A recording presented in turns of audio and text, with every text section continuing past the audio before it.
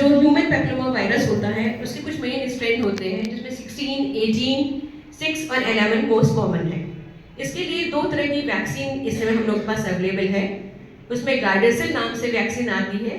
गार्डेसिल vaccine जो होती है, गार्डेसिल वैक्सीन एक बाइवैलेंट वैक्सीन होती है। 2 तरह की वैक्सीन होती है, बाइवैलेंट एंड क्वाड्रिवैलेंट।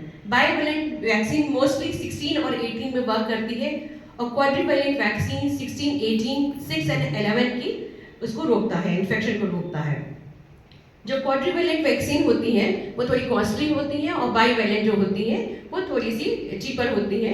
इसलिए आज गवर्नमेंट अपने प्रोग्राम में लाने जा रही है वो बाइवैलेंट वैक्सीन यूजुअली आएगी, या कभी कभी जिनके पास पैसे वगैरह हो उन लोग को गार्डेसिल 9 के नाम से वैक्सीन आती है, जो 9th स्ट्रेन को कवर करती है।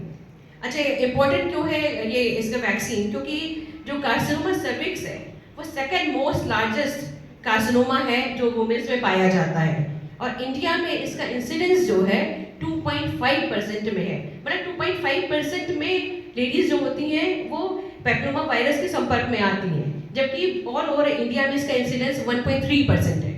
तो इसलिए इंडिया में इस चीज़ों को अब इसको यूनिवर्सल इम्यूनाइजेशन प्रोग्राम जो है गवर्नमेंट का, उसमें भी शामिल किया जा रहा है। अच्छा, ये वैक्सीन जो होती है ये आप लोग कैसे ले सकते हैं? ये वैक्सीन की यूजुअली जो होती है, ये वैक्सीन जो होती है 9 ईयर के ऑनवर्ड लगवाई जाती है। 9 to 23 ईयर आइडियल एज होती है, और उसके बाद भी आप 9 to 45 ईयर तक भी लगवा सकते हैं। लेकिन 9 to 23 इसलिए है कि 23 ईयर्स तक अधिकतर लोग इस वायरस के संपर्क में आ जाते हैं। यूजुअली बाहर कंट्रीज में पहले यह था कि अर्ली एज में लगाते थे, लेकिन अब अपनी कंट्री में भी हमें 9 ईयर्स लगवाना शुरू कर देना चाहिए, क्योंकि जैसे लेडीज सेक्सुअली एक्टिव होती है उससे पहले आप इस वैक्सीन को लगवा देने से आप इसके वायरस के संपर्क में आते हैं तो आपको इन्फेक्शन नहीं होता, और लेटर ऑन कार्सिनोमा से बचा जा सकता है। इसको अगर हम लोग लगवाते हैं 9 to 15 ईयर की एज में तो सिर्फ 2 डोज की रिक्वायरमेंट होती है, लेकिन अगर आप 15 ईयर के बाद में लगवाते हैं तो इसकी 3 डोजेस चाहिए होती है। जो गार्डेसिल वैक्सीन होती है उसको जैसे आज लगवाया, फिर 2 मंथ के बाद लगवाया, फिर 6 मंथ लगवाया, 3 डोजेस के लिए। अगर 2 डोज लगवानी होती है 9 to 15 में, तो जैसे आज लगवाया 0 डोज, और फिर 6 मंथ के बाद सेकेंड डोज को ही लगवाया जाता है।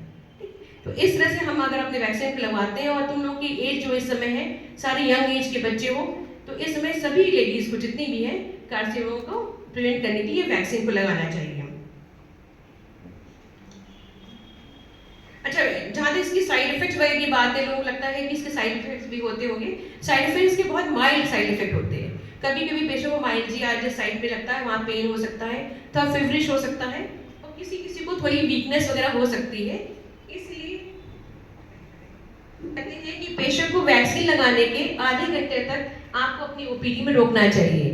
जैसे अगर पेशेंट को चक्कर आए या कोई भी सिम्टम हो तो आप उसको प्रिवेंट कर सकते हैं। तो बहुत माइल्ड इसके साइड इफेक्ट्स होते हैं, तो इसलिए सबको लगवा लेना चाहिए। और यूजुअली ये इंट्रामस्कुलर लगाया जाता है, जहाँ डेल्टॉइड रीजन के अब यहाँ पे लगवाया जाता है, तो इस रीजन लगवाया जाता है आइडियली। और आप सभी को ये वैक्सीन लगवाना चाहिए, जिससे आगे आने वाले समय में आप सर्वाइकल कैंसर जैसी बीमारियों से आपको बचाया जा सके।